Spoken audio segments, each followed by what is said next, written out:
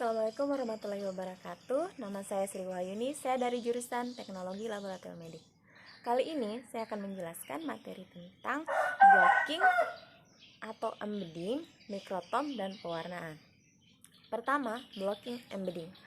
Setelah proses infiltrasi dengan parafin cair atau proses pematangan jaringan, maka selanjutnya adalah tahap penanaman jaringan, biasa disebut dengan blocking embedding pada base mall. Jaringan diambil dari kaset dan ditempatkan pada base mall.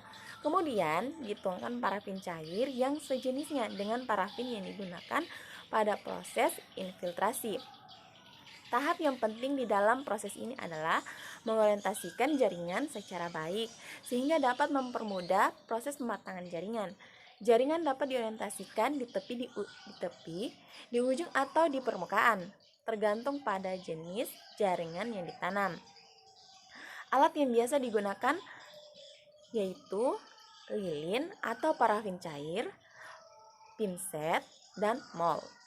Prosedur blocking embedding yaitu: pertama, tuangkan parafin cair secukupnya ke dalam base mall. Kedua, posisikan jaringan sesuai dengan yang diharapkan. Ketiga, dinginkan dasar dari base mall sehingga posisi tidak terjadi perubahan. Keempat, tutup dengan kaset jaringan. Kelima, tuangkan parafin cair kembali hingga batas maksimal. Keenam, dinginkan dengan kondisi alas base mall dingin. Beberapa hal yang harus diperhatikan. Pertama, perhatikan jaringan yang hendak ditanam. Cek terlebih dahulu berapa buah jaringan yang hendak ditanam pada keterangan di formulir atau di kaset. Kedua, pastikan sebelum menutup base mall dengan kaset, posisi jaringan benar-benar kuat.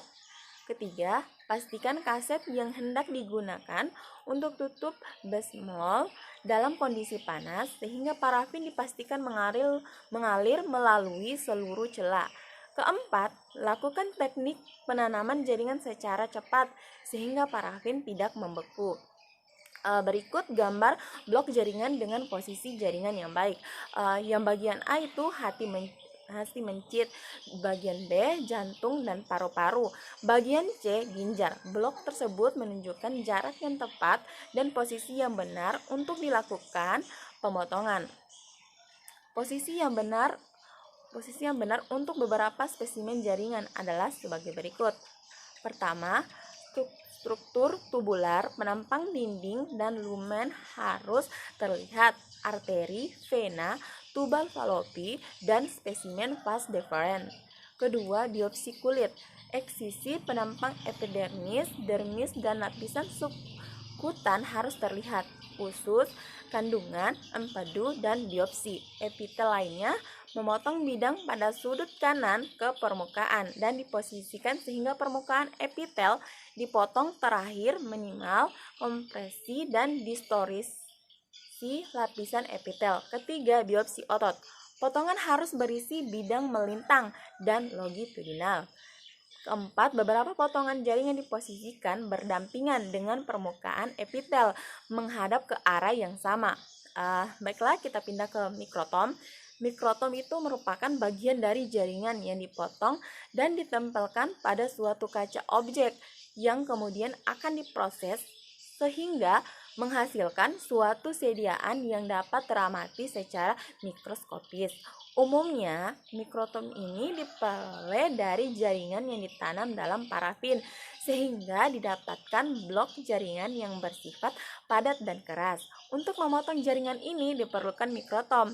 Mikrotom akan memotong jaringan tersebut menggunakan pisau khusus secara vertikal sehingga didapatkan pita jaringan dengan ketebalan tertentu. Berikut gambar mikrotom dan penjelasannya. Yang pertama itu penjepit kaset, kedua penjepit pisau, ketiga bak limbah potong jaringan, keempat rak penyimpanan, kelima pengunci pemutaran roda, keenam roda pemutar halus, ketujuh tuas untuk mengaktifkan rem tangan, delapan pengunci penjepit pisau, sembilan tuang pengarah posisi penjepit kaset, 10 roda pemutar kasar, 11 tuang untuk mengaktifkan Mekanisme pemotong kasar. 12. Tuang pengunci untuk pengarah posisi penjepit pisau. 13. Skala ketebalan potong. 14. Knop tambahan untuk mengatur ketebalan potong. 15. Pengunci pisau. Beberapa hal yang perlu diperhatikan pada penggunaan pisau mikrotom antara lain: pertama, pastikan pisau dalam keadaan bersih dan tajam. Hindari pemakaian satu pisau dalam jangka waktu yang terlalu panjang. Kedua, posisi pemotongan harus disesuaikan sedikit demi sedikit untuk mengurangi masalah yang terjadi ada saat pembuatan pita jaringan. Ketiga, mengencangkan pisau secara sekali pakai terlalu kuat dapat menyebabkan munculnya artefak seperti bagian yang tebal dan tipis tidak sama rata. 4. Jaringan yang sangat keras akan sulit dipotong menggunakan pisau sekali pakai.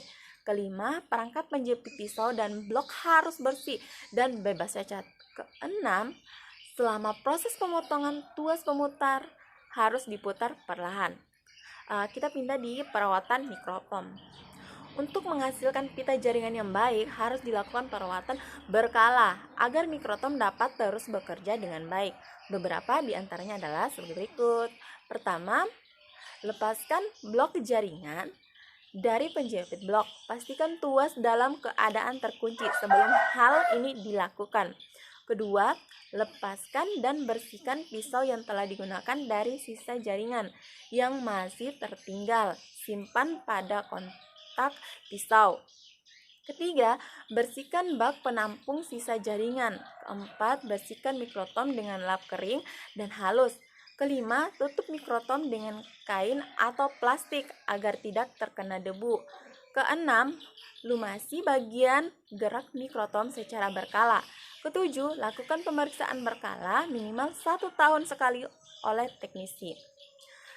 Ketiga itu pewarnaan. Pewarnaan jaringan sangat diperlukan untuk mewarnai komponen-komponen jaringan yang transparan setelah melalui proses pematangan jaringan. Pewarnaan dapat memperlihatkan struktur dan morfologi jaringan, keberadaan dan prevalensi sel-sel jaringan tertentu. Pewarnaan rutin yang biasa digunakan untuk histopologi adalah pewarnaan hematoksin eosin. Namun sebelum melakukan pewarnaan jaringan yang telah melewati proses pematangan jaringan masih mengandung parafin. Sedangkan proses pewarnaan adalah proses yang banyak melibatkan air, sehingga sebelum proses pewarnaan, parafin harus dilunturkan terlebih dahulu.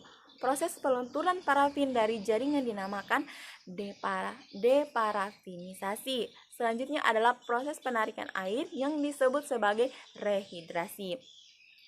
Berikut prosedur pewarnaan hematoksin eosin. Pertama, deparafinasi di preparat yang telah kering dalam silol sebanyak 3 kali, masing-masing selama 10-15 menit.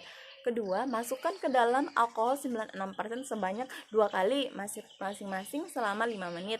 Cuci dengan air mengalir sampai alkohol hilang. Ketiga, masukkan ke dalam cat hematoksilin selama 7-10 menit. 4. Cuci dengan air mengalir sampai tidak luntur. Kelima, celupkan ke dalam HCl sebanyak 2 kali, celup untuk dekolonisasi.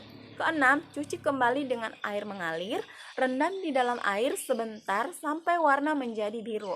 Ketujuh, masukkan ke dalam cat eosin selama 3-5 menit. 8. Cuci dengan air mengalir. 9. Masukkan ke dalam larutan alkohol 1. 10. Masukkan ke dalam larutan alkohol 2.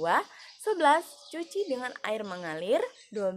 Tekan preparat dengan kertas, lap dengan kapas. 13. Masukkan ke dalam silol. 14. Tekan kembali preparat dengan kertas, lap dengan kapas. 15. Lakukan mounting dan beri nomor laboratorium. Berikut hasil pewarnaannya. Pertama, nukleus berwarna biru hitam, sitoplasma berwarna nuansa pink, serat otot berwarna pink lebih gelap, sel darah merah berwarna oranye atau merah, fibrin berwarna pink gelap. Struktur dan substansi selai nukleus mungkin akan terwarnai oleh hematoksilin seperti hifa jamur dan endapan kalsium yang sering kali berwarna hitam biru. Itulah penjelasan dari saya. Semoga bermanfaat bagi kita semua. Wassalamualaikum warahmatullahi wabarakatuh.